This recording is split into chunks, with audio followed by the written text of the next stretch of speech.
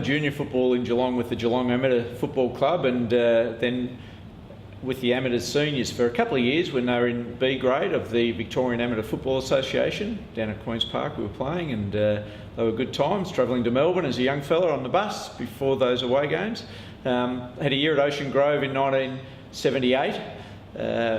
My brother Greg had been at Geelong West, and he was going down to play with a good friend of his, Jeff Klein, down at Ocean Grove. I went down there for a year, and then 1979 and 1980 I was here at Geelong West.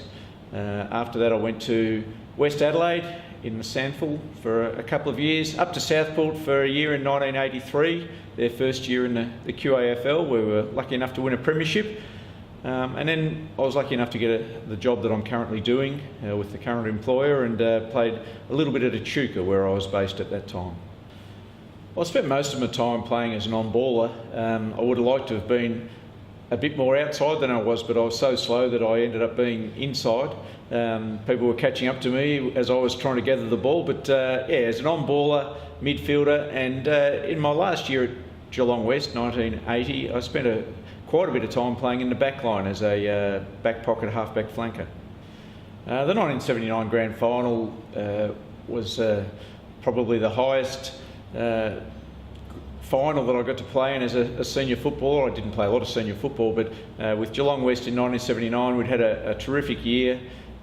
We went into the game very confident that we could win. We were right in the game up until the end, and obviously didn't get the job done, but I think we all would think, all those people that were involved on that day, all the players would think that we were very, very close to being premiers in 1979, and it's frustrating to think that we were just pipped by Coburg. The era of VFA football, I look back on it now and wonder how I survived through it, really, as my memories of the VFA, not just the 2 years I played, but either side of it, it was an era when it was really brutal football and hard football, and it was, I suppose, something that we don't quite see today, the way the game's officiated and the game has developed. But yeah, VFA football, particularly VFA finals, was tough, hard footy, and often there was a brawl in a game, lots of fighting, but there's also a very high standard of skill, and the running game, 16 a side on the field at the time, meant that people that could move the ball quickly and skillfully, run well, were always going to be in good sides like Geelong West were in 79 and 80.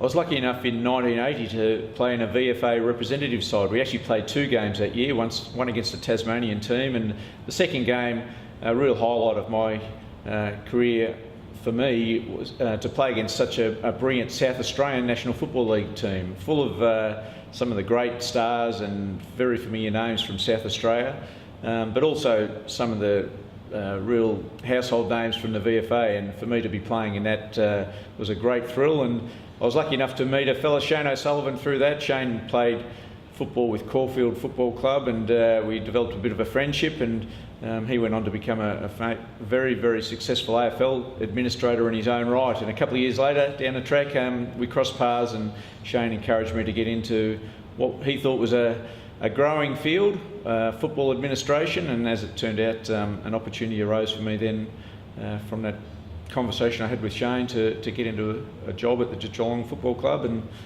it's progressed from there. So my role with Geelong Football Club obviously I've been very lucky to have been there for as long as I have. I think the main thing that's happened is I've been able to learn from so many brilliant people. The coaches I played under and have been able to work with, including Billy Goggin, just been brilliant for my learning and development. But then people like Bill McMaster and Gary Fletcher, who helped me at the very start of my career at Geelong Football Club, and people from other clubs like Shane O'Sullivan and Noel Judkins have been, for some reason, have taken a bit of an interest in my career and have helped me a lot along the way, and I'm forever grateful for that. I was lucky to play football with my brother Greg, and cricket as well, as it turned out, but those couple of years playing with Greg here at Geelong West are great memories of mine. He was a brilliant footballer, outstanding skills, and had a terrific footy brain. He was unlucky not to play a lot more football at the Geelong Football Club, I believe. A couple of injuries held him back there, but yeah, it was a great privilege to play with Greg, along with all those other players from that era. I was so lucky, and they are very, very fond memories for me. You've given your heart to get here and your soul to get it right. You can take 'em boots and all, but it's sure gonna take a fight. When you spend all week getting to your peak, you're gonna have your say. You bet. On Sunday, it's gonna be a fight.